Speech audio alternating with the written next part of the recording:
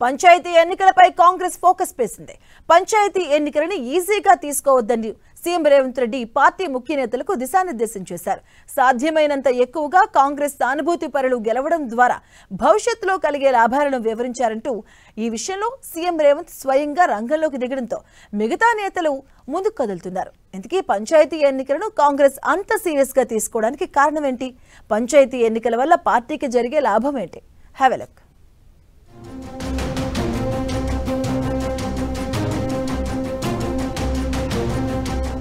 తెలంగాణలో పంచాయతీ ఎన్నికల సమరం జోరందుకుంది. నవంబర్ 27న మొదటి విడత నామినేషన్ల పర్వంతో మొదలైన ఎన్నికల ప్రక్రియ డిసెంబర్ 17 నాటికి ముగుస్తుంది. ఈ ఎన్నికల్లో దాదాపు 80% పైగా కాంగ్రెస్ సానుభూతి పరులు గెలవాల్సిందే అని సీఎం రేవంత్ గట్టి పట్టుదలతో ఉన్నారంట. పంచాయతీ ఎన్నికలే అని లైట్ తీసుకోవద్దని చెప్పారంట. ఈ విషయంలో స్వయంగా పీసీసీ చీఫ్ మహేష్ గౌడ్ను పిలిచి దిశానిర్దేశం చేశారు అని సమాచారం. ప్రభుత్వ పథకాలు గ్రామాల్లో సమర్థవంతంగా అమలు కావాలన్నా, పార్టీకి మైలేజ్ రావాలన్నా సర్పంచ్ ఎన్నికలే కీలకమని దిశానిర్దేశం చేశారు అని తెలుస్తోంది.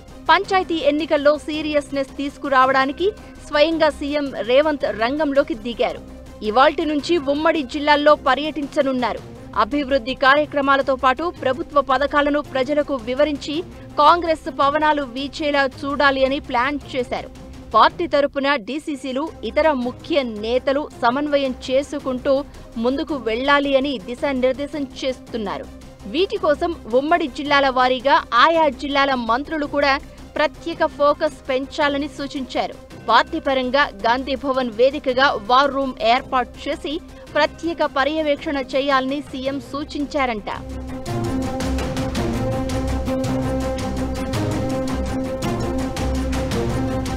రెండు 2019 పంచాయతీ ఎన్నికల్లో 16% పంచాయతీలు ఏకగ్రీవమయ్యాయి.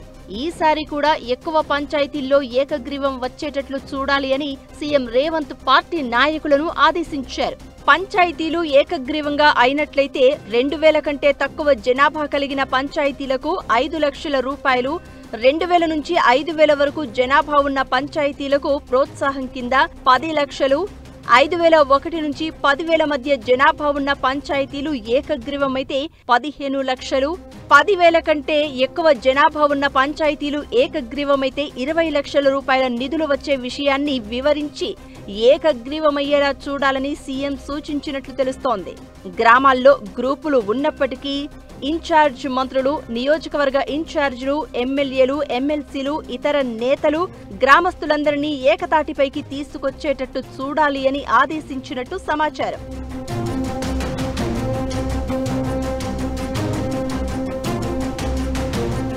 పంచాయతీ ఎన్నికల ఏకగ్రీవాల విషయంలో సీఎం ప్రత్యేక చొరవతో ఉన్నందున స్వయంగా సీఎం సొంత గ్రామం కొండారెడ్డిపల్లి సర్పంచ్ ఏకగ్రీవమైంది.